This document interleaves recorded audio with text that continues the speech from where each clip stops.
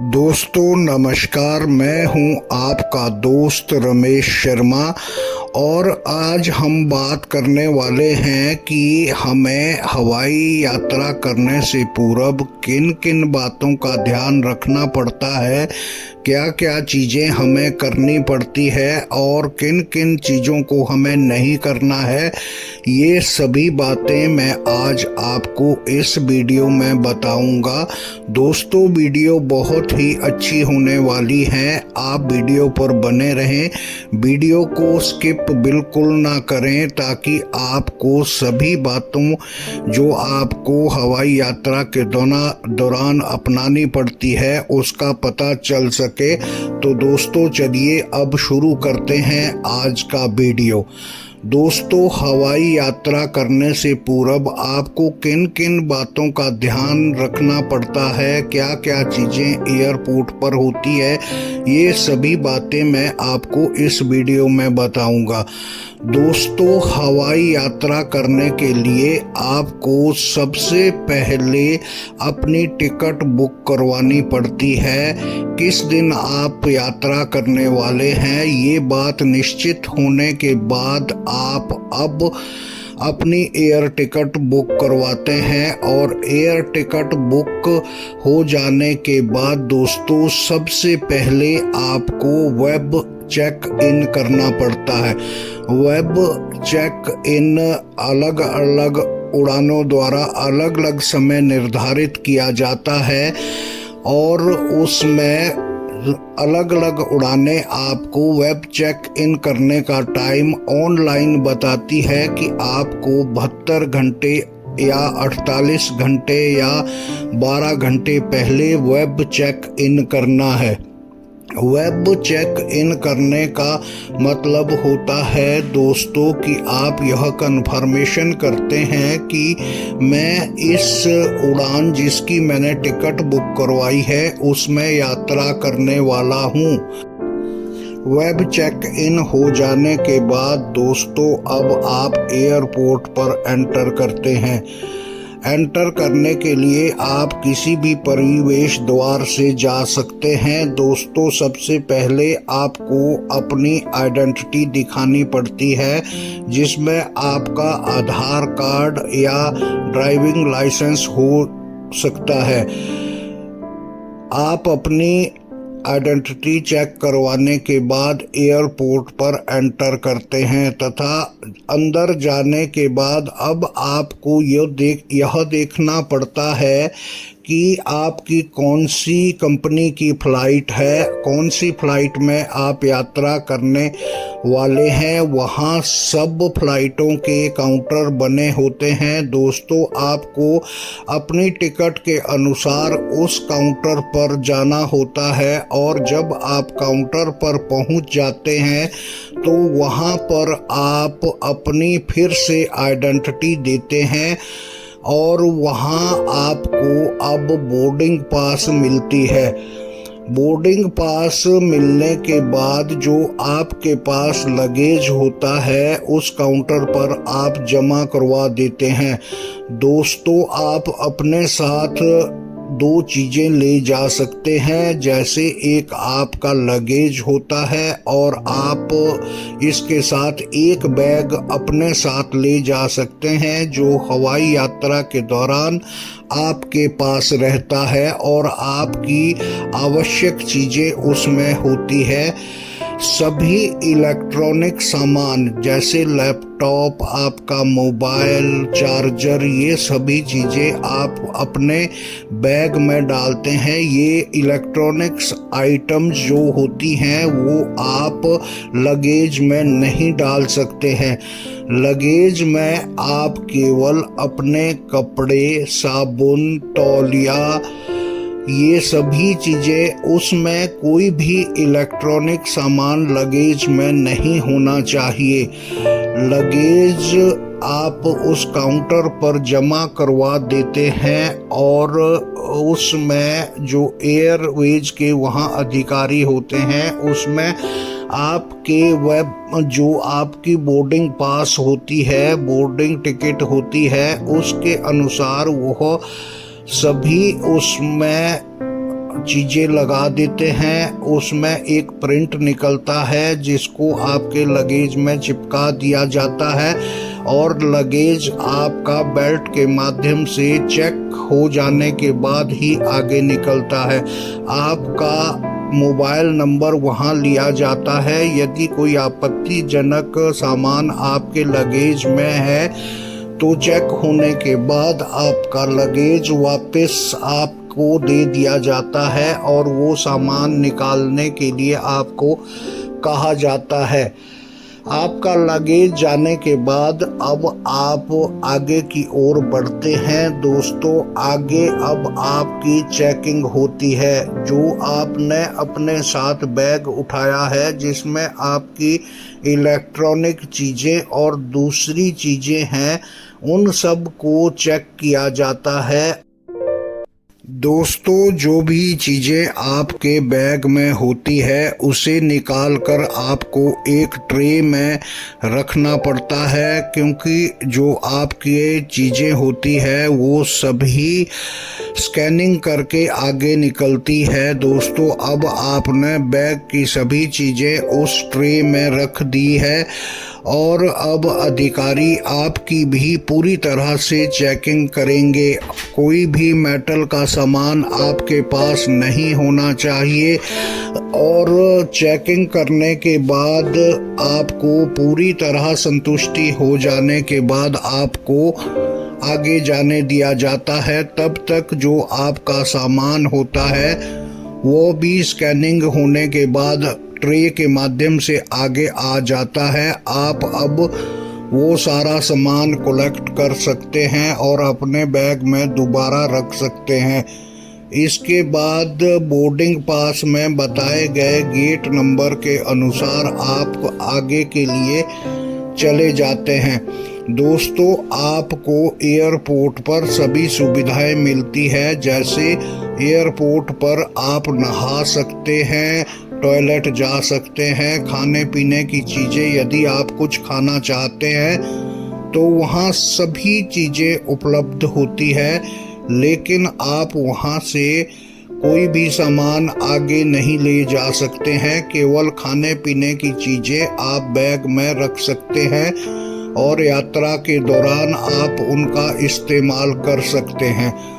अब समय निकल जाने के बाद एक समय आता है जब एयरवेज के अधिकारी उस गेट पर पहुंच जाते हैं और आपको एक सूचना जारी कर दी जाती है कि अब आप बोर्डिंग कर सकते हैं एरोप्लेन में। अब आप बैठने के लिए तैयार हो जाते हैं।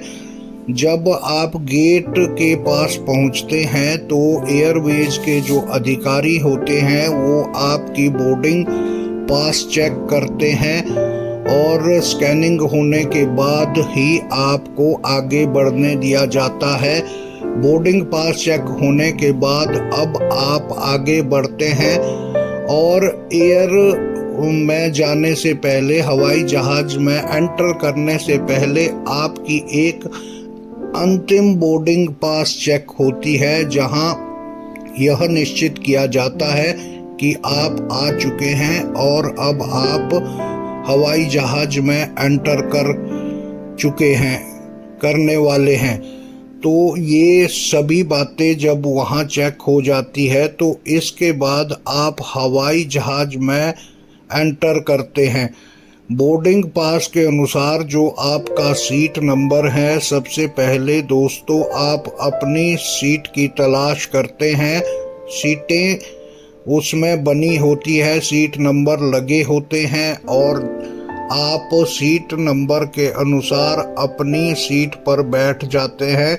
इसी प्रकार सभी यात्री आते रहते हैं और अपनी अपनी सीटों पर बैठते रहते हैं।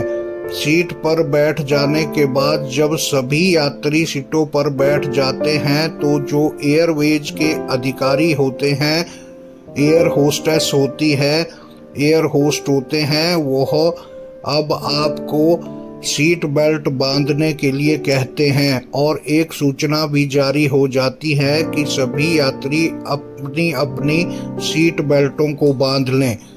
सीट बेल्ट बांधने के बाद अब आपकी यात्रा उड़ान शुरू होने वाली है। सीट बेल्ट इसलिए बांधी जाती है दोस्तों क्योंकि जब हवाई जहाज जमीन को छोड़कर हवा में उड़ना शुरू होता है तो उस समय यात्रियों को एक झटका लगता है ताकि आप आगे इधर उधर ना गिरे, इसलिए सीट बेल्ट आपकी हेल्प करती है। और अब सीट बेल्ट बांध जाने के बाद अब हवाई जहाज उड़ना शुरू हो जाता है। पहले हवाई जहाज अपने गंतव्य पर चलता रहता है और एक निश्चित स्थान पर पहुंचने के बाद अब आपको एक अनाउंसमेंट और जारी की जाती है कि अब आपका हवाई जहाज उड़ने के लिए बिल्कुल तैयार है। आप कृपया अपना ध्यान रखें। और एक पूरी स्पीड से जहाज आगे गुजरता है और काफ़ी समय उड़ने के बाद स्पीड में जब जहाज आगे निकलता है तो अब वह हवा में उड़ने के लिए तैयार होता है और पूरी स्पीड पकड़ लेने के बाद अब वो हवा में उड़ जाता है। दोस्तों, जिस समय वो हवा में उड़ता है वह बहुत ही अद्भुत नज़ारा होता है। आपको एक झटका सा लगता है और आपके शरीर में गुनगुन सी हो जाती है। उस समय यदि आपको विंडो सीट मिली है तो आप बाहर देख सकते हैं। विंडो सीट से आप देख सकते हैं कि जब हवा में हवाई जहाज उड़ा तो जो नीचे बिल्डिंगें बनी होती है उनकी लाइटें आपको अच्छी तरह से दिखाई देती है। यदि आपकी फ्लाइट दिन में हो रही है तो आप नीचे की सभी चीज़ें देख सकते हैं। यदि आपकी फ्लाइट रात में हो रही है तो बाहर की चीज़ें बहुत कम दिखाई देती है, केवल आप लाइटें ही देख पाते हैं और जहाज उड़ता रहता है। दोस्तों, मैं आपको बताऊं कि यह बहुत ही रोमांचित नज़ारा होता है जिस समय ज़मीन से हवाई जहाज हवा में जाता है और उसके बाद अब आपकी जो हवाई यात्रा है शुरू हो जाती है। और हवाई जहाज में आप बिल्कुल ऐसा लगता है कि आप बिल्कुल नहीं हिल रहे हैं हवाई जहाज जैसे। दोस्तों, आप सोचें कि जैसे अच्छा रोड होने के बाद डीलक्स बस अपने गंतव्य पर चलती है, वैसे ही हवाई जहाज हवा में उड़ता रहता है और अब आपको यह नहीं पता लगता कि हवाई जहाज चल रहा है या रुका हुआ है और आपके पेट का पानी तक नहीं हिलता है। उसके बाद आपको समय समय पर दिशा निर्देश मिलते रहते हैं। यदि मौसम खराब है तो भी एयर पायलट आपको सूचना जारी कर देते हैं कि आप अपनी सीट बेल्टों को बांध के रखें क्योंकि मौसम खराब है। जब दोस्तों बादलों में जहाज जाता है तो उसके झटके उसमें लगते रहते हैं। जब बादल हवाई जहाज से टकराते हैं तो एक झटका सा महसूस होता है, इसलिए आपको सीट बेल्ट बांधने के लिए कहा जाता है। और कुछ समय बाद जैसे जितनी आपकी हवाई यात्रा है 2 घंटे की है, 3 घंटे की है, जब आप अपने गंतव्य स्थान पर पहुंचने वाले होते हैं दोस्तों तो आपको फिर सूचनाएं जारी कर दी जाती है कि अब फ्लाइट पहुंचने वाली हैं और आप अपनी सीट बेल्टें जिन्होंने खोल दी होती हैं उन्हें फिर से सीट बेल्टें बांधने के लिए कहा जाता है। एयर सफ़र करने में दोस्तों आपको एयरवेज के अधिकारी सभी चीज़ें उपलब्ध करवाते रहते हैं। आपको खाने पीने की सभी चीज़ें जहाज में ही मिल जाती है। आपको पानी दिया जाता है। जो भी पैसेंजर जिस चीज़ की डिमांड करते हैं वह सभी चीज़ें हवाई अधिकारी आपको उपलब्ध करवाते हैं। दोस्तों, मैं आपको यह भी बता दूं कि हवाई जहाज में यूरिनल की सुविधा होती है। यदि आप यूरिन पास करना चाहते हैं तो आप उसमें बने जो यूरिनल एक कैबिन होता है उसमें आप यूरिनल पास कर सकते हैं, लेकिन आपको सूचनाएं जारी होती रहती हैं कि आप कम से कम इसका इस्तेमाल करें और आपको सभी चीज़ें मिलती है जिसके लिए आपको चार्जेस देने पड़ते हैं। पानी केवल आपको हवाई जहाज में फ्री दिया जाता है, जिसके ऊपर कोई भी चार्ज नहीं लिया जाता है। इस समय आप उड़ान कर रहे होते हैं दोस्तों और सभी चीज़ें आपको मिल जाती है। उसके बाद अब आप गंतव्य स्थान की ओर बढ़ते हैं और फ्लाइट उतरने से पहले आपको सूचना हो जाती है कि आप एयरपोर्ट के नज़दीक पहुंचने वाले हैं और अब जो आपका हवाई जहाज है वह उतरने वाला है। और जिस समय हवाई जहाज पृथ्वी पर दोबारा दोस्तों उतरता है उस समय भी आपको एक छोटा सा झटका लगता है, जिससे आपको महसूस होता है कि आपका हवाई जहाज अब पृथ्वी पर आ चुका है। पृथ्वी पर आने के बाद एयरपोर्ट पर जहाज काफ़ी लंबे समय तक चलता रहता है और एक निश्चित स्थान पर रुक जाता है। निश्चित स्थान पर रुकने से पहले आपको अनाउंसमेंट जारी कर दी जाती है कि जब तक आपके हवाई जहाज के दरवाजे ना खुलें तब तक आप अपनी सीटों पर बैठे रहें। और दोस्तों हवाई यात्रा के दौरान आपके मोबाइल के जो सिग्नल है वो बंद हो जाते हैं। आप चाह कर भी कोई कॉल नहीं कर सकते हैं और उसमें आपको सूचनाएं जारी की जाती है कि हवाई यात्रा के दौरान आप मोबाइल या किसी अन्य इलेक्ट्रॉनिक्स चीज़ का उपयोग ना करें। इस पर हवाई यात्रा पर इसका असर पड़ता है। और जब आप एयरपोर्ट पर पहुंचते हैं और हवाई जहाज आपका रुक जाता है तो आपको यह अनाउंसमेंट हो जाती है कि अब आप अपने मोबाइल फ़ोन का उपयोग कर सकते हैं। और आप प्रवेश द्वार खुल जाने के बाद आप लाइन में नीचे उतरते हैं दोस्तों।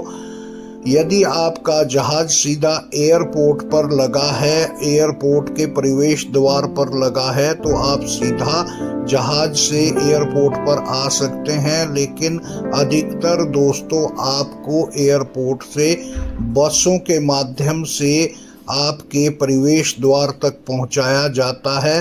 प्रवेश द्वार पर पहुंचने के बाद आप एयरपोर्ट पर एंटर कर जाते हैं। अब आपको सूचना जारी हो जाती है कि जो आपने पिछले एयरपोर्ट पर अपना लगेज जमा करवाया था वो अब आपको इस एयरपोर्ट पर मिलेगा।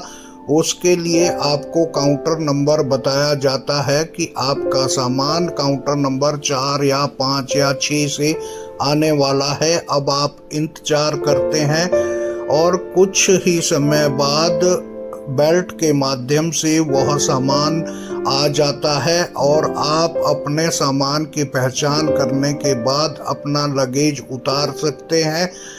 और उसके बाद आप अब एयरपोर्ट से बाहर निकलते हैं। जहां आपको जाना होता है वहां के पिकअप पॉइंट पर आप पहुंच जाते हैं दोस्तों। एयरपोर्ट से बाहर निकलने के बाद वहां पिकअप पॉइंट लगे होते हैं और जो आपकी गाड़ियां होती है उन पिकअप पॉइंटों पर आती है और आप उसमें एंटर करने के बाद आप अपने गंतव्य स्थान पर चले जाते हैं। एयरपोर्ट पर आपको सभी सुविधाएं रहती हैं। आप दोबारा वहां पर यूरिनल का टॉयलेट्स का यूज कर सकते हैं। दोस्तों मैं आपको यह भी बता देता हूं कि दोस्तों जिस समय आप एयरपोर्ट पर उतरते हैं उस समय नज़ारा देखने वाला होता है। सभी एयरवेज की फ्लाइट्स हवाई जहाज वहां खड़े रहते हैं। कोई उड़ रहा होता है, कोई उड़ने को तैयार रहता है। सभी एयरवेज की फ्लाइट्स के जहाज वहां खड़े रहते हैं। और बहुत ही अच्छा लगता है दोस्तों। जिन लोगों ने यह पहली यात्रा की होती है उन लोगों के लिए यह बहुत ही आश्चर्य करने वाली फ्लाइट होती है और बहुत आनंद आता है दोस्तों। और आपको वो सभी चीज़ें एयरपोर्ट पर देखने को मिलती है और आप उन चीज़ों से बहुत कुछ सीख जाते हैं दोस्तों। और अगली यदि आपकी कई फ्लाइटें होने वाली है तो अगली फ्लाइटों के लिए आप बिल्कुल तैयार रहते हैं दोस्तों। लाइक और शेयर करें। आप मेरी वीडियो को लाइक और शेयर करें और मेरे चैनल को सब्सक्राइब करें।